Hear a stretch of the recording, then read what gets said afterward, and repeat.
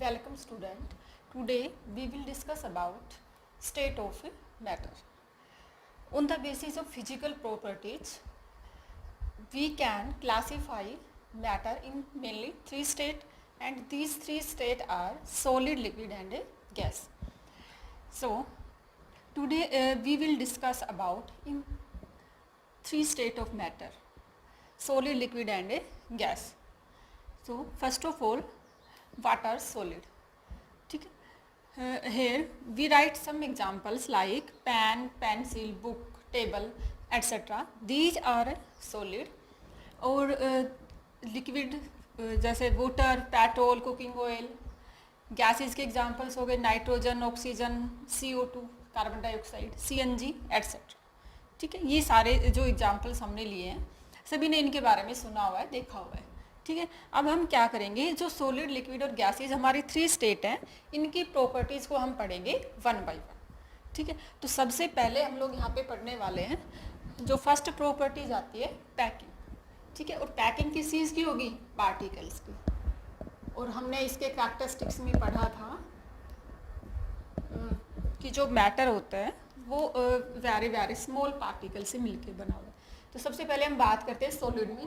तो solids particles की packing किस तरीके की होती है, देखिए इस तरीके से पार्टिकल्स को यहाँ पे दिखाएंगे. हम क्या देख रहे हैं यहाँ पे, जो पार्टिकल्स हैं वो क्लोजली क्या है, packed. Particles are closely packed. यहाँ पे पार्टिकल्स को लेते हैं तो पार्टिकल्स के बीच में स्पेस जो है इससे ग्रेटर होता है. और अब हम बात करेंगे इनकी. ठीक है, तो हम पहले जो प्रॉपर्टी पढ़ रहे हैं पैकिंग को लेके, तो यहाँ पे आप क्या देख रहे हैं कि जो पार्टिकल्स है वो क्लोजली क्या है, पैक्ड है. और जब लिक्विड की बात करते हैं तो लेस क्लोजली पैक्ड है हम लोग बोलेंगे यहाँ पे as compared to solid. Liquids particles are less closely packed than gaseous particles are very far away and these are free to move. Then second properties is interparticle space. Interparticle space. Interparticle space का यहाँ पे मतलब है कि जो particles के बीच में जो स्पेस है, तो इसकी प्रॉपर्टी के अंदर हमने पढ़ लिया था कि जो मैटर होते हैं उनके पार्टिकल्स के बीच में स्पेस रहता है. तो जो सॉलिड, लिक्विड और गैस के अंदर क्या होता है, डिफरेंट स्पेस मिलेगा. तो जो हमारे पास सॉलिड पार्टिकल्स है उनके बीच में जो पार्टिकल्स के बीच का जो स्पेस है इज वेरी लेस. डिस्टेंस को यहाँ पे हम लोग क्या लिख सकते हैं, स्पेस इज वेरी लेस. हम लिक्विड की बात करते हैं तो मैं दो पार्टिकल्स यहाँ पे उठा के आपको दिखा रही हूँ. तो पार्टिकल्स के बीच में जो स्पेस है, ये वाला space is more than solid. Solid के कंपेरेटिव क्या होता है, ग्रेटर होता है. और गैसेस की बात करें तो space is more than liquid. इसमें और भी ज़्यादा स्पेस रहता है. ठीक है, नेक्स्ट जो हमारा आता है inter particle force of attraction. तो वो भी इसी प्रॉपर्टी के ऊपर बेस्ड है. जितना ज़्यादा स्पेस कम रहेगा, स्पेस कम होने का मतलब है पार्टिकल्स के बीच में फोर्स ऑफ अट्रैक्शन का स्ट्रॉन्ग होना. ठीक है, तो जो सॉलिड के पार्टिकल्स हैं इनके बीच में जो फोर्स ऑफ अट्रैक्शन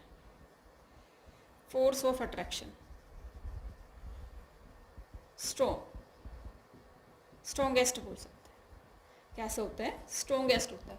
और जब लिक्विड की बात करते हैं तो पार्टिकल्स के बीच में जो फोर्स ऑफ अट्रैक्शन है इज वीक देन सॉलिड.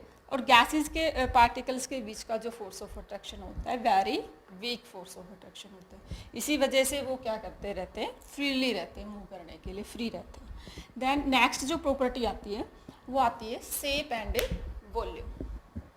ठीक है, नेक्स्ट प्रॉपर्टी हम पढ़ेंगे शेप एंड वॉल्यूम.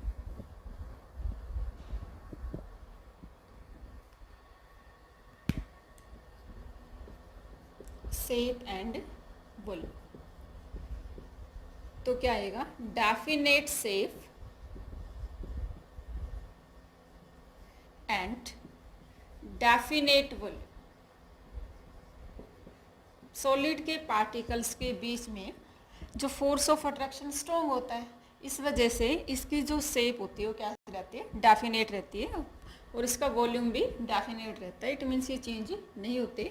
लिक्विड के अंदर क्या होता है, indefinite shape. Indefinite shape, indefinite shape का क्या मतलब है यहाँ पे, कि जो पार्टिकल्स हैं उनकी जो एक तो क्या होता है, उनके बीच में फोर्स ऑफ अट्रैक्शन क्या होता है, वीकर होता है इससे, ठीक है, स्पेस भी ज़्यादा रहता है। तो और जो कंटेनर के अकॉर्डिंग ये क्या कर लेते हैं, अपनी शेप को चेंज कर लेते हैं। ग्लास में डाल रहे हैं तो इसकी शेप ले लेगा, अगर हम इसको एक बाउल में डाल रहे हैं तो उसकी शेप ले लेगा, बीकर के अंदर डालेंगे, बीकर की सर्कुलर किसी चीज़ में डालेंगे तो उसकी शेप ले लेगा, ठीक है। तो हम कहते हैं लिक्विड के अंदर indefinite shape and definite volume, definite volume, ठीक।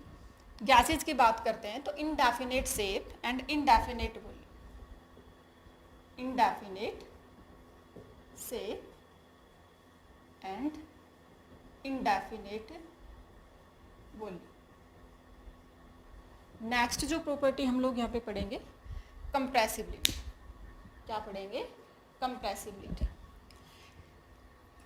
तो जो सॉलिड होते हैं हमें पता है कि उनके बीच में स्पेस कम होता है, तो वो क्या कर पाते हैं, कंप्रेस नहीं हो पाते, क्योंकि जितना ज़्यादा उनके बीच में स्पेस रहेगा उतने ही तो वो क्या हो पाएंगे, कंप्रेस का मतलब होता है पास में आना, उतने ही उसके पार्टिकल्स पास में आएंगे। अब पार्टिकल्स के बीच में स्पेस है कम, तो कैसे रहेगा, कंप्लीटली हम क्या बोलते हैं, इनकम्प्रेसिबल, कंप्लीटली इनकम्प्रेसिबल। और हम यहाँ पे बात करते हैं तो जो पार्टिकल्स के बीच में स्पेस थोड़ा सा इससे ज़्यादा रहता है, तो ये और ज़्यादा क्या आ सकते हैं, कंप्रेस करने पे नज़दीक आ सकते हैं। तो ये क्या शो करेंगे, कंप्लीटली इनकम्प्रेसिबल है, ये क्या रहते हैं, ऑलमोस्ट इनकम्प्रेसिबल, यानी कि कंप्रेसिबिलिटी शो करेंगे बट वेरी लिटिल। अगर हम बात करते हैं गैसेज के पार्टिकल्स में स्पेस ज़्यादा है, तो ये क्या करते हैं, हाईली कंप्रेसिबल। अगर हम इसका ऑर्डर देखते हैं तो सबसे ज़्यादा हाईली कंप्रेसिबल कौन है, गैसेज, फिर लिक्विड, फिर सॉलिड, इस तरीके से रहेगा, ठीक है। नेक्स्ट जो प्रॉपर्टी हम पढ़ेंगे, rigidity and fluidity. Rigidity and fluidity. तो जो सॉलिड्स हैं वो क्या शो करते हैं, रिजिडिटी शो करते हैं। और रिजिडिटी शो क्यों करते हैं, इसके पीछे भी रीज़न है कि जो पार्टिकल्स हैं उनके बीच में जो फोर्स ऑफ अट्रैक्शन है स्ट्रॉन्ग होता है, due to force of strong force of attraction. तो सॉलिड्स क्या शो करेंगे, रिजिडिटी, रिजिडिटी शो करते हैं, रिजिड होते हैं, ठीक है। अगर हम इसकी बात करते हैं फ्लूइडिटी, और ये फ्लूइडिटी, ठीक है, ये बहते हैं, एक तरीके से हम बात करते हैं। उसके बाद आता है पार्टिकल मोशन। नेक्स्ट प्रॉपर्टी आती है पार्टिकल मोशन। तो जो सॉलिड के जो पार्टिकल्स हैं वो क्या करते हैं, अपनी ही खुद की मेन पोजीशन पे क्या करेंगे, मूव करेंगे, ठीक है। और लिक्विड की बात करें तो लिक्विड के पार्टिकल्स के पास स्पेस लिक्विड के कंपेरेटिव ज़्यादा है, तो उसके particles rotational and translation motion show करते हैं, ठीक है। और गैसेस क्या होती है, highly, it's show highly rotational and translational motion. और ये क्या शो करता है, ओनली वाइब्रेशनल, ठीक है।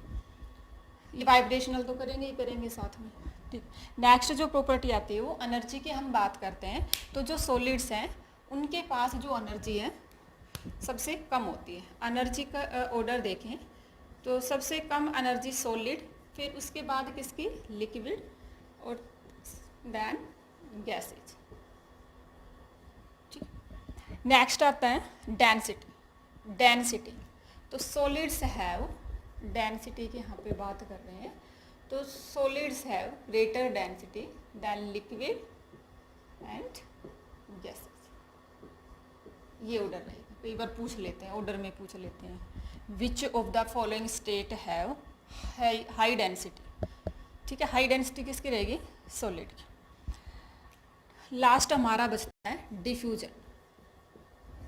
डिफ्यूजन का क्या मतलब होता है, डिफ्यूजन का मतलब होता है यहाँ पे कि जो intermixing of two substance itself, तो जो सॉलिड्स हैं इसमें डिफ्यूजन वेरी वेरी लेस क्या बिल्कुल ही नहीं होता है।